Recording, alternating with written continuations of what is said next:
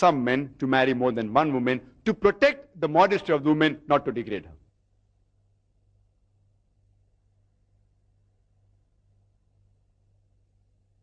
The second question that can come as a counter question by the non-Muslim is that if Islam has allowed a man to marry more than one woman, why aren't the women allowed to marry more than one man? It's a counter question. Why isn't polyandry allowed in Islam? And Quran says in Surah Nisa, chapter number 4, verse number 24, that do not marry the women who are already married. That means you cannot marry a woman who's already married. That means a woman cannot have more than one husband at a time. Because if you analyze that if a man has more than one wife, and if any children are born out of this wedlock, you can easily identify who the father is and who the mother is. It's very easy. But if a woman has more than one husband, you can easily identify the mother, but you will not be able to identify the father. And if suppose the mother goes to school to admit the child, and if the teacher asks that what is the name of the father, she may have to give two names. You know what such people are called in our society. And today psychologists tell us that if a child cannot identify the parents, the mother and father, he has mental trauma during childhood. That's the reason the children of prostitutes, they have a very bad childhood, mental trauma. So Islam lays a great deal of importance on the identification of the parents.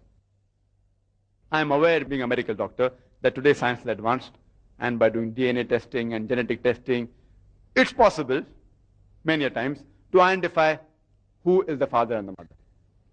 But Islam is a religion for all times. This test just came recently. This test wasn't there before. And it is expensive. It's not possible for everyone to do it. It may become cheap tomorrow. But this reason that you cannot identify the parents is at least applicable till today. But this is not the only reason why Islam has not allowed a woman to have more than one husband. This is one of the reasons, which was applicable till today, may not be applicable in the future. There are various other reasons. For example, by nature, man is more polygamous as compared to the woman. Third reason is that it is much more easier for a man to perform his duty biologically and physically of being the husband of multiple wives than a woman to perform her duties biologically and physically of multiple husbands.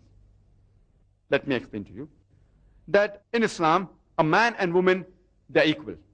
But equality does not mean identicality. They are equal, but they aren't identical. Physically, biologically, they're different. Overall, they're equal. But in certain aspects, depending upon the biological nature, depending on the physical nature, there are certain rules which are different for men, certain rules different for women, but overall they're equal. And you can refer to my cassette, Women Rights in Islam, for more detail. Now, a woman undergoes menstrual period. There are certain hormonal changes. There are changes in a behavior, in a mental behavior. That's the reason, if you know the procedure of divorce, Islam says that during a menstrual cycle you cannot divorce, There are various reasons, etc. So before the menstrual cycle and during that, there are hormonal changes, there are disturbances. It's difficult for a woman, to maintain a balance. Even as being a wife of one husband, it's possible. But if she has to be a wife of multiple husbands, it will be very difficult. There are mental changes, biological changes, which is not the case in the man. Therefore, biologically and physically, it's possible for a man to be a husband of more than one wife than for a woman to be a wife of more than one husband. And there are other reasons also. Today, medical science tells us that if a woman has more than one sexual partner, means if a woman has more than one husband, and if all of these people are faithful to each other, that means they don't have any extramarital sex, yet if a woman has multiple sexual partners, there can be certain diseases, sexual transmitted diseases, diseases of the cervix, which can originate if a woman has multiple life partners, even if they're faithful to each other. This is not the case in man. And once the disease originates, it can be retransmitted to the husband.